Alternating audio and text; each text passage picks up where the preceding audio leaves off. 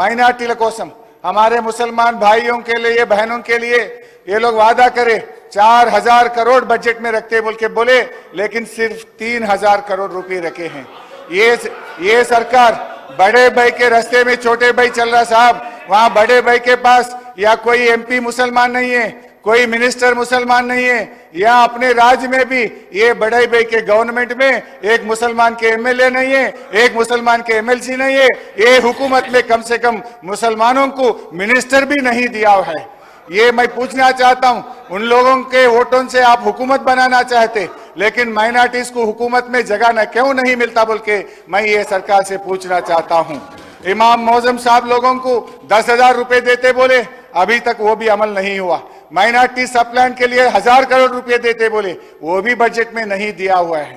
so మైనారిటీలకు దయచేసి న్యాయం చేయాలని చెప్పి కూడా నేను కోరుతా ఉన్నా అధ్యక్ష మీరు 6 గ్యారెంటీలో చెప్పారు, ప్రతి మహిళకు నెలకు 2500 ధోకా, అవ్వ తాతలకు 4000 పింఛన్ ధోకా, దివ్యాంగులకు 6000 పెన్షన్ ధోకా, అన్ని పంటలకు మద్దతు ధరకు 500 బోనస్, కళ్యాణ లక్ష్మి వెంట తులం బంగారం, ప్రతిరోజు సీఎం ప్రజా దర్బార్, ప్రభుత్వంలో ఆర్టీసీ విలీనం, నిరుద్యోగ భృతి 4000, ఉద్యోగ ఉపాధ్యాయులకు 4 డిఏలు పిఆర్సీ, మొదటి ఏడాది 2 లక్షల ఉద్యోగాలు, 25,000 పోస్టులతో మెగా డిఎస్సి, విద్యార్థులకు 5 లక్షల విద్యా భరోసా కార్డు, డిసెంబర్ 9 రైతులందరికీ 2 లక్షల రుణమాఫీ, రైతు భరోసా రైతన్నలకు, కౌలు రైతులకు 15,000 డోకా, ఆటో డ్రైవర్లకు 12,000 ఆర్థిక సహాయం,